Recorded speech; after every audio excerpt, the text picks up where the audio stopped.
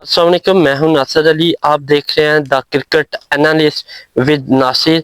आज हम आपको बताने जा रहे हैं, जैसे कि आपको मालूम है, ऑस्ट्रेलिया और साउथ अफ्रीका के दरमियान WTC test final match start है लॉर्ड्स में और उसका दूसरा डेज है। तो उसके हवाले से मैं आपसे कुछ डिटेल शेयर करने वाला हूं।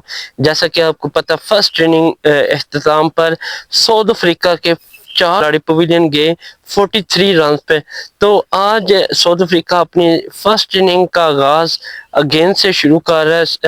डे 2 में अगर मैं बात करूं, जो क्रीज पे मौजूद हैं साउथ अफ्रीका के प्लेयर्स, तो उनके कैप्टन टिम्बे बवुमा और उनके साथ डेविड बदिंगम जो कि क्रीज पे मौजूद हैं। और इन दोनों ने जब इनिंग का स्टार्ट आगाज किया तो बहुत ही शानदार आगाज किया और बड़ी अच्छी पार्टनरशिप इन दोनों के दरमियान रही।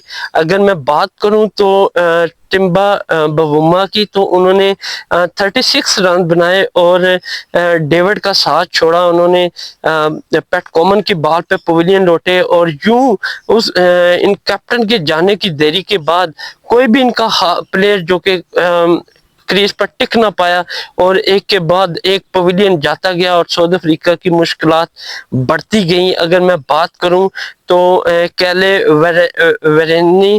वेरेनी जो कि जस्ट 13 रन बनाए और वो भी पैट कॉमन का शिकार हुए।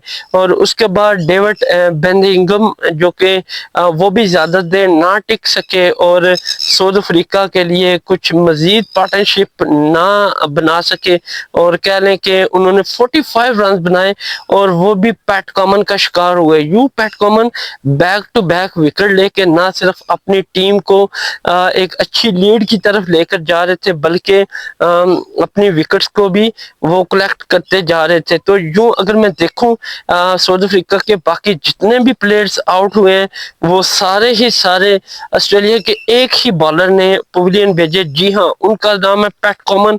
और पैट कॉमन अगर मैं बात करूं मार्को जैनसन की, तो उन्होंने जस्ट 0 रन बनाए और वो भी पैट कॉमन का शिकार हुए। उसके बाद महराज 7 रन बनाकर ट्रेविस हेड की थ्रो पे रन आउट हुए।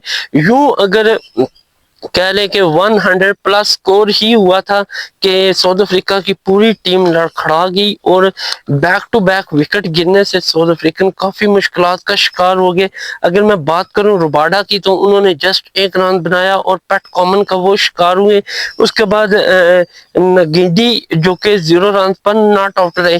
तो यूं अगर मैं साउथ अफ्रीका की पूरी टीम के स्कोर बोर्ड की बात करूं तो 212 के तौके में जस्ट 138 रन पर ऑल टीम पवेलियन गई। अगर ओवर्स की बात करूं तो 57.1 ओवर हुए थे और सारी टीम ही पवेलियन लौट गई। और अगर मैं उसके बाद साउथ अफ्रीका की टीम के हवाले से बात करूं तो जस्ट 138 पे ऑल टीम पवेलियन की, बल्कि 74 रन की लीड जो कि अपने गले भी डलवाई, क्योंकि साउथ अफ्रीका के कैप्टन के अलावा या उसके बाद बकिंगम के अलावा कोई भी प्लेयर ऑस्ट्रेलियन बॉलर का टिक के मुकाबला ना कर सका और फर्स्ट इनिंग में जस्ट 138 रन पर ही ढेर हो गए।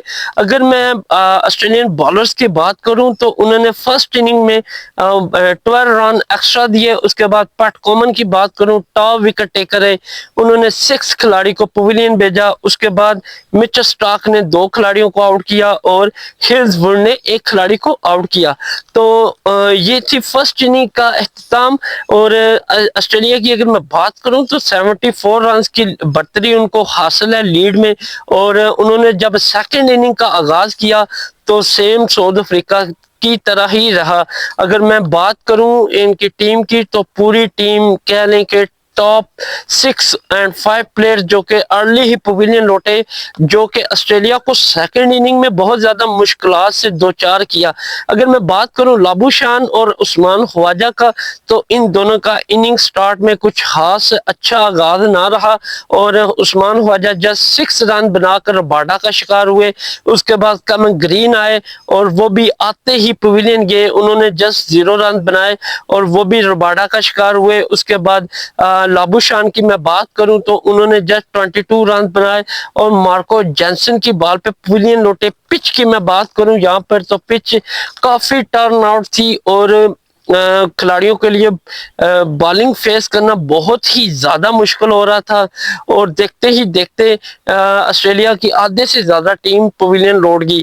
اگر میں اسٹیو اسمتھ کی بات کروں جس نے فرسٹ اننگ میں 66 رن بنائے، اور وہ سیکنڈ اننگ میں جسٹ 13 رن بنا سکے اور نگیڈی کی بال پہ پویلین لوٹے۔ اس کے بعد ٹریوس ہیڈ فرسٹ اننگ کی طرح بھی ناکام رہے سیکنڈ اننگ میں بھی، اور انہوں نے جسٹ 9 رن بنائے اور مولڈر کی بال پہ پویلین گئے۔ اس کے بعد ویبسٹر جو کہ فرسٹ اننگ میں شاندار کارکردگی کا مظاہرہ کیا، انہوں نے سیکنڈ اننگ میں جسٹ 9 رن بنائے اور وہ بھی نگیڈی کا بال پہ پویلین لوٹے۔ یوں آسٹریلیا کا 70 سکور پہ کہنے کے 7 کھلاڑی پویلین ارلی چلے گئے، اور اگر میں پیٹ کامن ان کے کیپٹن کی بات کروں تو وہ الیکس کیری کے ساتھ لانگ پارٹنرشپ نہ کر سکے، اور 6 رن بنا کر وہ نگیڈی کی بال پہ پویلین لوٹ گئے۔ تو آسٹریلیا جہاں پہ وہ لیڈ کی برتری لے کر آگے تھا، وہاں لیڈ اور جو موجودہ سکور ہے وہ دونوں برابر تھے۔ تو آسٹریلیا کا ٹوٹل اگر میں کروں تو 120 تقریباً بنتا تھا، جس کی وجہ سے آسٹریلیا کو بہت زیادہ مشکلات کا سامنا کرنا پڑا سیکنڈ اننگ میں۔ اس کے بعد کریس کو اچھے سے سنبھالا ذمہ داری کے ساتھ الیکس کیری اور مچل سٹارک نے۔ ان دونوں کے درمیان ہیوج پارٹنرشپ کی بدولت آسٹریلیا کی بیٹنگ، بلکہ آسٹریلیا کا جو رن ریٹ ہے اور سکور بورڈ ہے وہ کافی زیادہ بہتر ہوا۔ اگرچہ مچل سٹارک کچھ خاص سکور تو نہ کر سکے، لیکن وہ خوب انہوں نے ساتھ دیا الیکس کیری کا، اور الیکس کیری 43 رنز کی بدولت آسٹریلیا کے سکور بورڈ کو کافی زیادہ تقویت ملی اور اچھا بنا کر گئے، اور وہ آخری اوورز میں یعنی لاسٹ 3 اور 4 اوورز کے پہلے اور باڈا کی بال پہ 43 رن بنا کر پویلین لوٹ گئے، اور 7 رن کی دوری تھی 50 میں، لیکن وہ 50 نہ بنا سکے۔ اور الیکس کیری نے پوری کوشش کی کہ میں ریویو لے کے کس طریقے سے اس ڈیسیژن کو، آؤٹ کا ڈیسیژن ہے جو اس کو فیل کر سکوں ایل بی ڈبلیو، لیکن وہ امپائر کال تھی اور انہیں کریز چھوڑ کے پویلین جانا پڑا۔ تو یوں اگر میں بات کروں تو آسٹریلیا میں جسٹ الیکس کیری جنہوں نے 43 بنا کر کچھ آسٹریلین ٹیم کی لاج رکھی، اس کے بعد مچل سٹارک اور نتھن لائن کے درمیان کچھ پارٹنرشپ رہی، لیکن یہ دونوں ناٹ آؤٹ رہے۔ اگر میں بات کروں مچل سٹارک کی تو انہوں نے 16 رن بنائے اور وہ ناٹ آؤٹ رہے، کریز پہ موجود تھے۔ اس کے بعد نتھن لائن 1 رن بنا کر ناٹ آؤٹ تھے۔